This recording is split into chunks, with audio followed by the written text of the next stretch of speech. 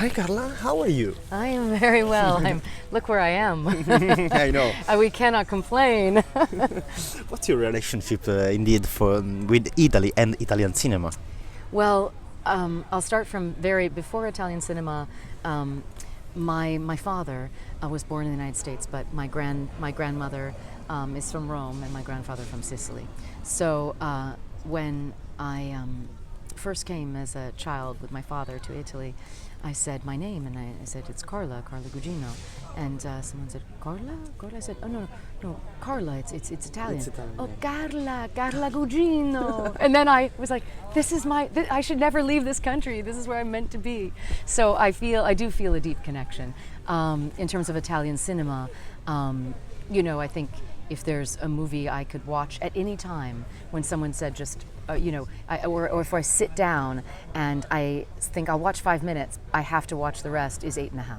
So, for me, and La Dolce Vita, it's a toss-up. But Fellini, I think that his work with Giulietta Messina also is for me very special, because Sebastián Gutiérrez, my partner, and we collaborate on films together, and that's one of the most gratifying creative experiences of my life. So that relationship always struck me, and I think when I saw Anna Magnani in A Rose Tattoo, I was really blown away by her rawness, her something like, it almost felt like someone had taken the screen away and I was sitting there with her.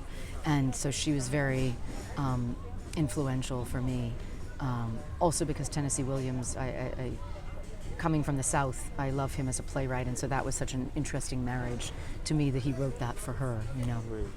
But you worked with many great directors like James Wong, Ridley Scott, Brian De Palma. What did you learn from them? Well, different things from each of them, for sure. Brian De Palma, it's interesting because he's famous for liking pre-production and post-production, but not filming. And of course, as an actor, you're like, but that's my part. Filming is what we do. And in fact, he was fantastic during filming. He was very clear about what he wanted. He was very generous. I had an amazing experience with him. Ridley Scott in American Gangster, he one time sort of gave me such an interesting direction. It was the scene where Russell Crowe and I are in court, and my character's the ex-wife, and very angry, feels very betrayed and venomous, vindictive. And I did a take of the scene, and Ridley came over and he just put his hand on my knee and he said, "You don't need any special sauce. You're enough." And it was such a simple direction in that moment for that role that gave me everything I needed. Because I think I was so excited to work with him and I wanted to show him something. And it was the fact that he was able to sort of say, "Oh no, it's enough." That was really beautiful. I really have had such wonderful, been able to work with so many beautiful directors. Recently, I think doing, having one thing I will say is I've been able to collaborate multiple times with several directors. So,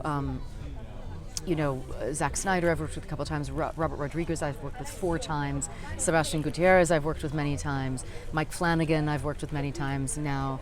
And what's wonderful about that, they are all very different personalities, is that there is a language that you speak without speaking it. And yes, that's just a really wonderful luxury, and I think all of those people, interestingly, really believe in the transformational nature of the actor. And from a very young age, I always wanted to disappear into roles and not just be known as one thing. And they have all individually given me opportunities to play vastly different characters. So. Really interesting. I want to ask you if you can tell us something about your latest film, Lisa Frankenstein, a retelling of Mary Shelley's masterpiece. Yes. That was just Zelda Williams as a director. I loved working with. It was her first movie, and yet it felt like it was her 10th. I mean, she was just right on.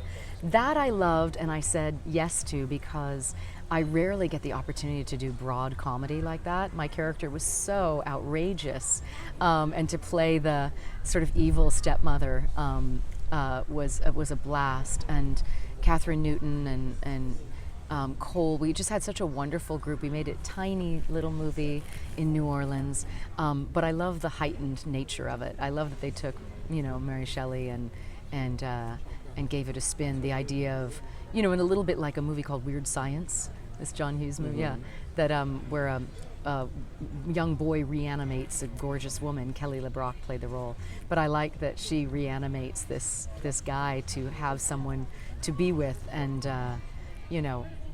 love comes in funny ways. So in the United States, it came out for Valentine's Day, which was very funny.